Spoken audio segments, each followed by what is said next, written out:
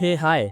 Okay, सो मैंने पिछले video में मैंने बात किया था कि तुम लोग किस तरह से कंटेंट क्रिएटर बन सकते हो या फिर कंटेंट क्रिएटर बनोगे तो तुम्हें किस तरह का बेनिफिट्स हो सकता है। लेकिन मैंने उस वाले वीडियो में ये नहीं बताया था कि कंटेंट क्रिएटर बनना कैसे है। बस मैंने छोटे मोटे कुछ पॉइंट्स के ऊपर बात किया था, लेकिन मैंने कभी डिटेलिंग में ये नहीं बताया था कंटेंट क्रिएटर बनने का जर्नी कैसा होता है। कई लोग एक दिन वीडियो बनाते हैं, दूसरे दिन वीडियो बनाते हैं, तीसरे दिन वीडियो बनाते हैं, लेकिन वो लोग कंसिस्टेंसी मतलब कि लगातार नहीं बना पाते, तो वो लोग क्रिएटर नहीं बन पाते हैं। अब क्रिएटर क्यों नहीं बन पाते हैं? कभी कभी वो सोचते हैं कि हमने एल्गोरिथम को क्रैक नहीं किया, कभी लगता है कि उनका वीडियो काम नहीं कर रहा है, कभी उनको अलग अलग उनके दिमाग में ख्याल आता है कंटेंट के बारे में। लेकिन जो भी वो सोचते हैं वो मेरे हिसाब से गलत है। अगर मैं तुम लोगों को ये 6 हैक्स बता दूं कि कंटेंट क्रिएटर बनने का जर्नी क्या है या फिर स्टेप्स क्या है, तो तुम लोग मेरी तरह एक पक्का सक्सेसफुल कंटेंट क्रिएटर बन सकते हो, जैसे कि अभी मैं वीडियो बना रहा हूँ, है ना। अगर अगली बात मैं ये करूँ कि लोग एल्गोरिथम के बारे में बात करते हैं कि अगर तुमने एल्गोरिथम को क्रैक कर लिया तो तुम एक अच्छा कंटेंट क्रिएटर बन सकते हो।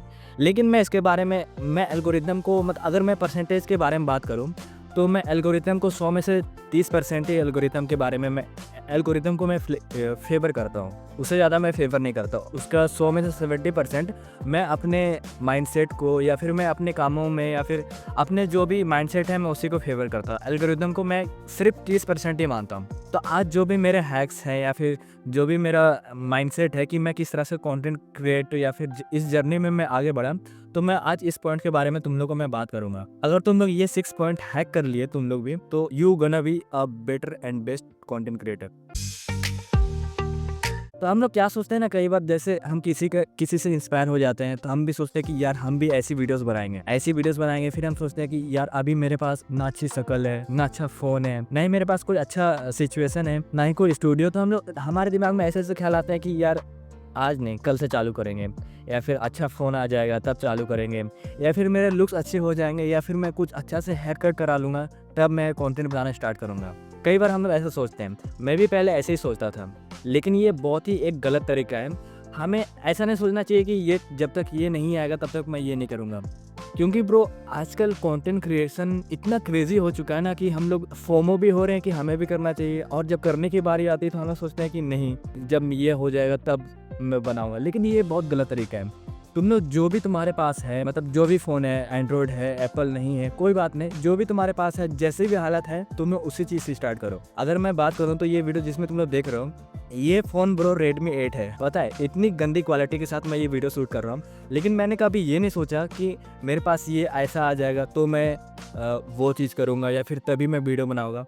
तुम लोग मेरे को उतना जानते नहीं हो, लेकिन मैंने 2-3 गाने वगैरह भी, रैप वीडियोस वगैरह मैं बनाता हूँ, तो वो सारी चीज़ें भी मैंने Redmi 8 से ही करा था। तो इसलिए तुम लोग ये मत सोचो कि मैं वो मेरा फ़ोन आ जाएगा तब मैं स्टार्ट करूँगा, या फिर मैं थोड़ा सा बॉडी बना लूँगा, 6 पैक एब्स बना लूँगा तब उसके बाद मैं स्टार्ट करूँगा। नहीं, ऐसा मत सोचो। जो भी चीज़ तुम्हारे पास है, जो भी हालात है, जो भी सिचुएशन है, ब्रेकअप से गुजर रहे हो, चाहे कुछ भी हो रहे हो, एग्ज़ाम आने वाला है, कोई बात नहीं, 1-1 मिनट की वीडियोस बनाओ, लेकिन स्टार्ट करो। जो भी चीज़ तुम्हारे पास है उसी से स्टार्ट करो।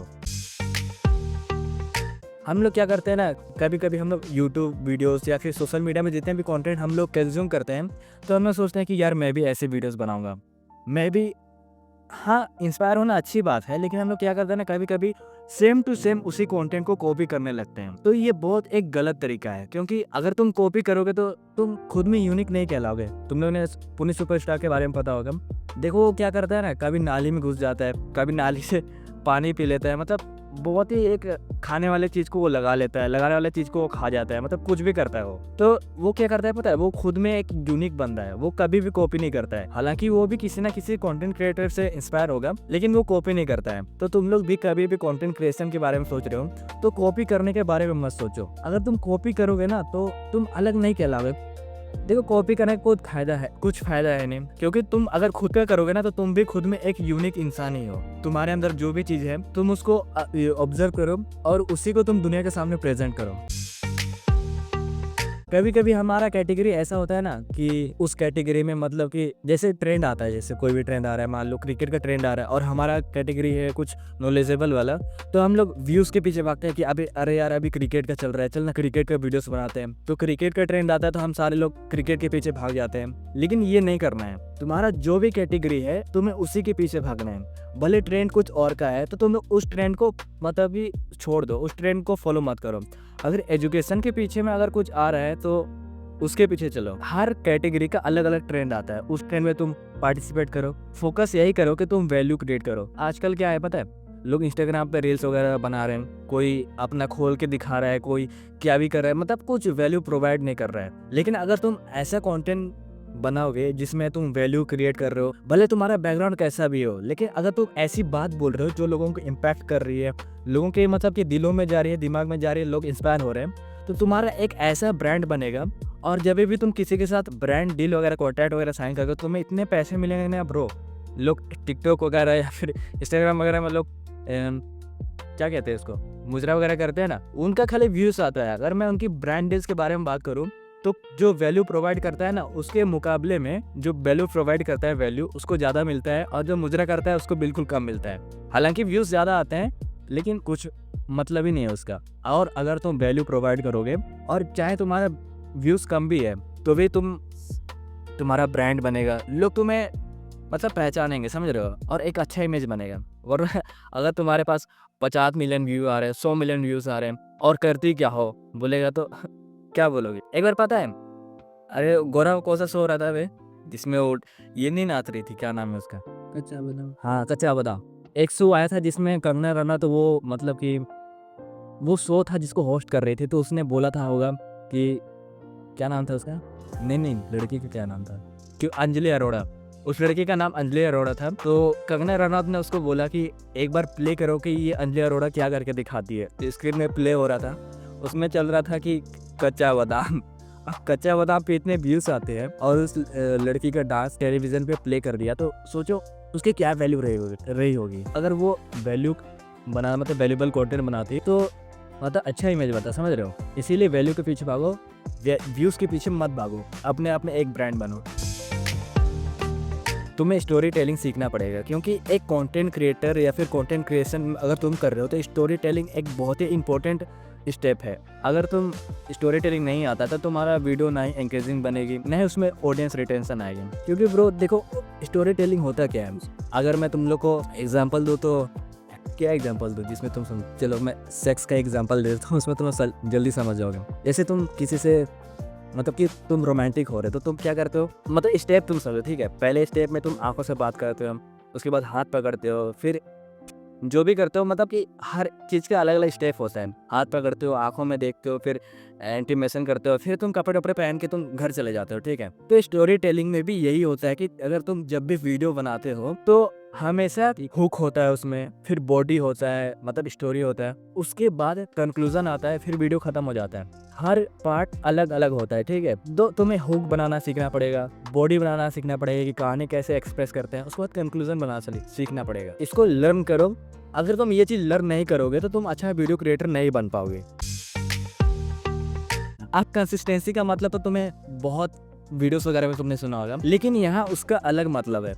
अब क्या होता है कि हम लोग सारे चीज़ हम इम्प्लीमेंट कर रहे हैं, कि हम अच्छा वीडियो बना रहे हैं, स्टोरी टेलिंग सीख लिया है हमने, हम दूसरों को कॉपी भी नहीं कर रहे हैं, और हम बहुत ही एक अच्छा कंटेंट बना रहे हैं। लेकिन कई बार होता है कि व्यूज़ नहीं आते। अभी मैं ये वीडियो बना रहा हूँ, मेरे इसके पीछे कम से कम 10-20 वीडियो हैं जिसपे 0 व्यूज़ हैं, लेकिन मैं ये नहीं सोचता कि मेरे वीडियो से व्यूज़ नहीं आ रहे हैं। लेकिन ब्रो, हम सक्सेसफुल कब होते हैं पता है? कंसिस्टेंसी, लगातार वीडियोस बनाना। देखो पता है, हम लोग सोचते हैं कि यार एल्गोरिथम पे वीडियो मैच नहीं हो रहा है, वो बात है ही नहीं। आज व्यूज नहीं आ रहे हैं, कल व्यूज नहीं आ रहे हैं, लेकिन अगर तुम लगातार बनाते रहोगे ना, तो 100 में से कोई एक वीडियो होगा जो एल्गोरिथम में ऐसा बैठ जाएगा कि वो तुम्हारे पीछे जितने भी वीडियोस हैं, सारे को रेलगाड़ी की तरह वो खींच लेगा। इसीलिए कंसिस्टेंटली वीडियो बनाओ, क्योंकि कंसिस्टेंसी तुम्हारी गर्लफ्रेंड से ज्यादा सेक्सी है, पता है। इसीलिए कंसिस्टेंसी के साथ वीडियो बनाओ। ये मत सोचो कि मेरे वीडियो से व्यूज नहीं आ रहे हैं, ये मत सोचो कि मैं अच्छा वीडियोस नहीं बना रहा हूँ। आजकल ब्रो, तुम्हारे कंटेंट को ऑब्जर्व, मतलब इंडिया में इतनी ज़्यादा आबादी है, 130 करोड़ की आबादी है। 130 करोड़ आबादियों में से 1 लाख आबादी तो हो गए जो तुम्हें पसंद करेंगे, या फिर तुम्हारे कंटेंट को वो लोग देखेंगे। तो अगर 1 लाख लोग भी तुम लोग को देख रहे हैं, तो तुम लोग पता नहीं कहाँ से कहाँ पहुँच जाओगे ब्रो। बी पेशेंट और कीप इवॉल्विंग का मतलब होता है कि हम लोग कई बार वीडियोस बनाते हैं, लेकिन वीडियोस में व्यूज़ नहीं आते हैं। हम लोग सोचते हैं कि अरे यार इतना मेहनत कर रहा हूँ, व्यूज़ नहीं आ रहे हैं, और हम लोग सोचते हैं कि यार छोड़ो यार, मज़ा नहीं आ रहा है, मतलब हम लोग छोड़ देते हैं। देखो मैं तुम लोग को एक कहानी बताता हूँ, मतलब एग्जाम्पल बताता हूँ। जैसे तुम लोग, एक दरवाज़ा होता है, उसको हम लोग एक बार तोड़ने की कोशिश करते हैं, फिर दूसरी बार तोड़ने की कोशिश करते हैं, मतलब वो पहली बार में भी नहीं टूटता है, दूसरी बार में भी नहीं टूटता है। तीसरी बार हम लोग मारते हैं तो तीसरी बार में भी वो नहीं टूटता है, चौथी बार मारते हैं, पांचवी बार मारते हैं, ऐसे हम लोग लगातार मारते हैं, वो टूटता नहीं है। लेकिन अगर उस दरवाजे को तुम 1-2 और लात मारते तो वो दरवाजा टूट सकता था, लेकिन हम आखिरी के 2-3 लात हम मारते नहीं हैं, हम उसको छोड़ के चले जाते हैं। और अगर वहीं पे दूसरा बंदा आता, वो लात मारता तो वो उसका लॉटरी खुल जाता, मतलब वो चल जाता। तो उसी तरह हम लोग 1 वीडियोस बनाते हैं, 2 वीडियोस बनाते हैं, फिर हमारा अंदर पेशेंस लूज हो जाता है। लेकिन ये नहीं करना है, हमें व्यूज के पीछे भागना ही नहीं है, ना ही एल्गोरिथम के पीछे भागना है। बस हमारा माइंडसेट क्लियर है, हमें बस लगातार पेशेंट होके अच्छा कंटेंट क्रिएट करना है।